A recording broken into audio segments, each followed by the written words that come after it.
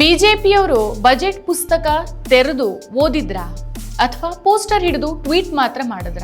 ಅಲ್ಪಸಂಖ್ಯಾತರಿಗೆ ಕೊಟ್ರೆ ಅದು ಓಲೈಕೆ, ಆದ್ರೆ ವಿದೇಶಿ ಸರ್ಕಾರಕ್ಕೆ ಕೋಟಿ ಕೋಟಿ ನೆರವು ಕೊಟ್ರೆ ಅದು ರಾಷ್ಟ್ರಹಿತನ? ಜನಸಂಖ್ಯೆ 15% ಇದ್ದಂತ ಸಮುದಾಯಕ್ಕೆ 1%ಗೂ ಕಡಿಮೆ ಬಜೆಟ್ ಕೊಟ್ರೆ ಅದನ್ನ ಬೊಕ್ಕಸದ ಪಾಲು ಅಂತ ಹೇಳ್ಬೋದಾ? ನಮಸ್ಕಾರ, ಈ ದಿನಕ್ಕೆ ಸ್ವಾಗತ. ನಾನು ಜಿಎಂ ಪವಿತ್ರ. ಕರ್ನಾಟಕದ ಮುಖ್ಯಮಂತ್ರಿ ಸಿದ್ದರಾಮಯ್ಯನವರು ಶುಕ್ರವಾರ ದಾಖಲೆಯ 17ನೇ ಬಜೆಟ್ ಅನ್ನು ಮಂಡಿಸಿದ್ದಾರೆ. ರಾಜ್ಯದ ಹಣಕಾಸು ವರ್ಷಕ್ಕೆ ಒಟ್ಟು 4.48 ಲಕ್ಷ ಕೋಟಿ ಗಾತ್ರದ ಈ ಬಜೆಟ್ ಯುವಕರಿಗೆ ಉದ್ಯೋಗ, ಮಹಿಳೆಯರಿಗೆ ಸಬ್ಸಿಡಿ, ರೈತರಿಗೆ ನೆರವುಗಳ ಜೊತೆಗೆ ಸರ್ವರಿಗೂ ಸಮಪಾಲು ಧ್ಯೇಯವನ್ನ ಘೋಷಿಸಿದಂತೆ ಕಾಣಿಸುತ್ತೆ. ಸೊ ಈ ಬಜೆಟ್ ಬಗ್ಗೆ ಸಾರ್ವಜನಿಕ ವಲಯದಲ್ಲಿ ಅಸಮಾಧಾನದ ಹೊಗೆಯೂ ಇದೆ.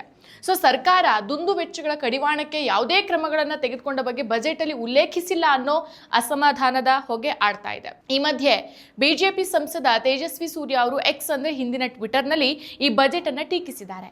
ಇದು ಸರ್ವರಿಗೂ ಸಮಪಾಲಲ್ಲ, ಕೇವಲ ಅಲ್ಪಸಂಖ್ಯಾತರಿಗೆ ಮಾತ್ರ ಬೊಕ್ಕಸದ ಪಾಲು ಅಂತ ಕುಟುಕಿದ್ದಾರೆ. ಇದು ರಾಜಕೀಯ ವಲಯದಲ್ಲಿ ಚರ್ಚೆಗೆ ಗುರಿಯಾಗಿದೆ. ಆದ್ರೆ ಈ ಟೀಕೆಯ ಹಿಂದೆ ಸತ್ಯ ಏನು ಅನ್ನೋದನ್ನ ನಾವಿಲ್ಲಿ ಚರ್ಚಿಸೋಣ. ತೇಜಸ್ವಿ ಸೂರ್ಯ ಅವರು ಬಜೆಟ್ ಅಲ್ಲಿ ಅಲ್ಪಸಂಖ್ಯಾತರಿಗೆ ನೀಡಿರುವಂತಹ ನೆರವುಗಳನ್ನ ಟಾರ್ಗೆಟ್ ಮಾಡಿದ್ದಾರೆ. ಇವರ ಪೋಸ್ಟ್ ಅಲ್ಲಿ ಸಿದ್ದರಾಮಯ್ಯನವರೇ ಇದು ಸರ್ವರಿಗೂ ಸಮಪಾಲಲ್ಲ, ಕೇವಲ ಅಲ್ಪಸಂಖ್ಯಾತರಿಗೆ ಮಾತ್ರ ಬೊಕ್ಕಸದ ಪಾಲು ಅಂತ ಟೀಕಿಸಿ ಉದಾಹರಣೆಗಳ ಜೊತೆಗೆ ಕುಟುಕಿದ್ದಾರೆ. ಅಲ್ಪಸಂಖ್ಯಾತರಿಗೆ 1,000 ಕೋಟಿ ರೂಪಾಯಿ ವೆಚ್ಚದಲ್ಲಿ ಶಾಲಾ ಉನ್ನತೀಕರಣ, ಆದ್ರೆ ಹಿಂದೂಗಳ ದೇವಸ್ಥಾನದ ದುರಸ್ತಿಗೆ ಹಣ ಇಲ್ವಾ? ಅಲ್ಪಸಂಖ್ಯಾತ ನಿರುದ್ಯೋಗಿಗಳಿಗೆ 3 ಲಕ್ಷ ಸಹಾಯಧನ, ಆದ್ರೆ ಸಾಮಾನ್ಯ ವರ್ಗದ ನಿರುದ್ಯೋಗಿಗಳಿಗೆ ಬರೀ ಭರವಸೆಯ ಹುತ್ತಾನ? ಹುಬ್ಳಿ ಕಲಬುರ್ಗಿಯಲ್ಲಿ ಹಜ್ ಭವನ ಕಟ್ಟುವ ನಿಮಗೆ ಹಿಂದೂ ಧಾರ್ಮಿಕ ಕೇಂದ್ರಗಳ ಮೂಲ ಸೌಕರ್ಯ ನೆನಪಾಗೋದೇ ಇಲ್ವಾ? ಅಲ್ಪಸಂಖ್ಯಾತರಿಗೆ ಮೃಷ್ಟಾನ್ನ ಭೋಜನ, ಬಹುಸಂಖ್ಯಾತ ಹಿಂದೂಗಳಿಗೆ ಬಜೆಟ್ ಅಲ್ಲಿ ಶೂನ್ಯ ದರ್ಶನ. ಮಾನ್ಯ ಸಿದ್ದರಾಮಯ್ಯನವರೇ, ನೀವು ಕೇವಲ ಒಂದು ಸಮುದಾಯದ ಮುಖ್ಯಮಂತ್ರಿನಾ? ಅಂತಿಮವಾಗಿ ಬೊಕ್ಕಸದ ಬಹುಪಾಲನ ಒಂದು ನಿರ್ದಿಷ್ಟ ಸಮುದಾಯಕ್ಕೆ ಬರೆದುಕೊಡ್ತಾ ಇರುವಂತಹ ಸಾಲ ರಾಮಯ್ಯನವರೇ, ನಿಮ್ಮ ಈ ಅತಿರೇಕದ ಓಲೈಕೆ ರಾಜಕಾರಣಕ್ಕೆ ರಾಜ್ಯದ ಜನತೆ ತಕ್ಕ ಉತ್ತರವನ್ನ ಕೊಡಲಿದ್ದಾರೆ ಅಂತ ಟ್ವೀಟ್ ಮಾಡಿದ್ದಾರೆ. ಇದು ಬಿಜೆಪಿಯ ಸಾಮಾನ್ಯ ರಣನೀತಿ ಅಲ್ವಾ? ಅಲ್ಪಸಂಖ್ಯಾತರ ನೆರವನ್ನ ಮುಸ್ಲಿಂ ಪ್ಯಾಂಪರಿಂಗ್ ಅಂತ ಚಿತ್ರಿಸಿ ಹಿಂದೂ ಮತಗಳನ್ನ ಒಗ್ಗೂಡಿಸ್ಕೊಳ್ಳೋದು. ಆದ್ರೆ ಈ ಟೀಕೆಯ ಹಿಂದಿರುವಂತಹ ನಿಜವಾದ ಲೆಕ್ಕ ಬೇರೆನೇ ಇದೆ. ಅಲ್ಪಸಂಖ್ಯಾತರು ಅಂತಂದ್ರೆ ಇವರಲ್ಲಿ ಯಾರ್ಯಾರೆಲ್ಲ ಬರ್ತಾರೆ? ಮುಸ್ಲಿಮರು, ಕ್ರಿಶ್ಚಿಯನರು, ಜೈನರು, ಬೌದ್ಧರು ಮತ್ತು ಸಿಖ್ಖರು ಸೇರಿದಂತೆ ಎಲ್ಲರನ್ನ ಸೇರಿಸಿನೇ ಅಲ್ಪಸಂಖ್ಯಾತರು ಅಂತ ಕರೀತಾರೆ. ರಾಜ್ಯದಲ್ಲಿ ಒಟ್ಟು ಅಲ್ಪಸಂಖ್ಯಾತರ ಜನಸಂಖ್ಯೆ 15.79% ಇದೆ. ಸೊ ಪ್ರಸಕ್ತ ಹಣಕಾಸು ವರ್ಷದ ಕರ್ನಾಟಕ ರಾಜ್ಯ ಬಜೆಟ್ ಗಾತ್ರ 4.48 ಲಕ್ಷ ಕೋಟಿ ರೂಪಾಯಿ. ಸೊ ಈ ಲೆಕ್ಕದಲ್ಲಿ 15.79% ಅಲ್ಪಸಂಖ್ಯಾತರ ಸಮುದಾಯಕ್ಕೆ 25,000 ಕೋಟಿಯಷ್ಟಾದರೂ ಕೊಡಬೇಕಾಗತ್ತೆ. ಈ ವರ್ಷದ ಬಜೆಟ್ನಲ್ಲಿ ಅಲ್ಪಸಂಖ್ಯಾತ ಸಮುದಾಯಕ್ಕೆ ಮೀಸಲಿಟ್ಟಿರುವಂತಹ ಹಣ 4,761 ಕೋಟಿ ರೂಪಾಯಿ.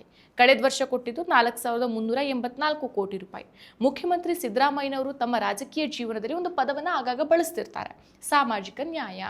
ಸಾಮಾಜಿಕ ನ್ಯಾಯ ಅಂತಂದ್ರೆ ಒಬ್ಬರಿಂದ ಕಿತ್ಕೊಂಡು ಮತ್ತೊಬ್ರಿಗೆ ಹಂಚೋದಲ್ಲ, ಇದ್ದುದನ್ನ ಸಮನಾಗಿ ಹಂಚ್ಕೊಂಡು ತಿನ್ನೋದು. ಸೊ ಈ ಬಿಜೆಪಿ ಕಾಮಾಲೆ ಕಣ್ಣಿಗೆ ಬರೀ ಅಲ್ಪಸಂಖ್ಯಾತರು ಅಂತಂದ್ರೆ ಅವ್ರು ಬರೀ ಮುಸ್ಲಿಮರ ಜನ ಅಂದ್ರೆ ಮುಸ್ಲಿಂ ಸಮುದಾಯ ಅಂತ ಮಾತ್ರ ಅನ್ಸ್ಬಿಡತ್ತೆ. ಅಂದ್ರೆ ಸರ್ಕಾರದ ಸಂಪನ್ಮೂಲಗಳು ಹಿಂದುಳಿದವರು, ಬಡವರು, ಅಲ್ಪಸಂಖ್ಯಾತರು, ಮಹಿಳೆಯರು ಎಲ್ರಿಗೂ ತಲುಪಬೇಕಲ್ವಾ? ಸೊ ತೇಜಸ್ವಿ ಸೂರ್ಯ ಅವರ ಟೀಕೆಗೆ ಜನ ಪ್ರತಿಕ್ರಿಯಿಸುತ್ತಿದ್ದಾರೆ. ಜಗತ್ತಿನ ಉಗ್ರ ಭಯೋತ್ಪಾದಕ ತಾಲಿಬಾನ್ ಸರ್ಕಾರಕ್ಕೆ ಮೋದಿಯವರು 2023ರಲ್ಲಿ 200 ಕೋಟಿ ರೂಪಾಯಿ ನೆರವನ್ನ ಕೊಟ್ಟಿದ್ದಾರೆ. ತಾಲಿಬಾನಿಗಳೇನು ಮೋದಿ ಅವರ ಸಹೋದರರ ಅಂತ ಪ್ರಶ್ನಿಸ್ತಿದ್ದಾರೆ. ಬಜೆಟ್ ಅಲ್ಲಿ ಜೈನ, ಬೌದ್ಧ, ಸಿಖ್ಖರಿಗೂ ನೆರವು ಸಿಕ್ಕಿದೆ. ಇನ್ನೊಂದು ವಿಚಾರ ಅಂತಂದ್ರೆ ತೇಜಸ್ವಿ ಸೂರ್ಯ ಅವರಿಗೆ ಅಲ್ಪಸಂಖ್ಯಾತರು ಅಂತಂದ್ರೆ ಯಾರು ಅನ್ನೋದೇ ಗೊತ್ತಿಲ್ಲ ಅಂತ ಅನ್ಸುತ್ತೆ. ತೇಜಸ್ವಿ ಸೂರ್ಯ ಅವರ ಪ್ರಕಾರ ಅಲ್ಪಸಂಖ್ಯಾತರು ಅಂತಂದ್ರೆ ಕೇವಲ ಮುಸ್ಲಿಮರು ಅಂತ ಇವ್ರೇನಾದ್ರು ಅನ್ಕೊಂಡಿದಾರಾ ಅಂತ ಮೇ ಬಿ ಅನ್ಕೊಂಡಿರ್ಬಹುದೇನೋ.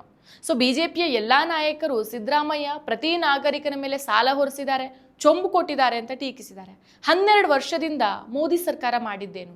ಬಜೆಟ್ ಮಂಡನೆಯಾಗಿ ಬಜೆಟ್ ಪುಸ್ತಕವನ್ನು ಓದದೇನೆ ವಿಪಕ್ಷ ನಾಯಕರು ಮೊದಲೇ ಪ್ಲೇ ಕಾರ್ಡ್ ಅನ್ನು ರೆಡಿ ಮಾಡ್ಕೊಂಡು ಪ್ರತಿಭಟನೆ ಮಾಡಿದ್ದಾರೆ.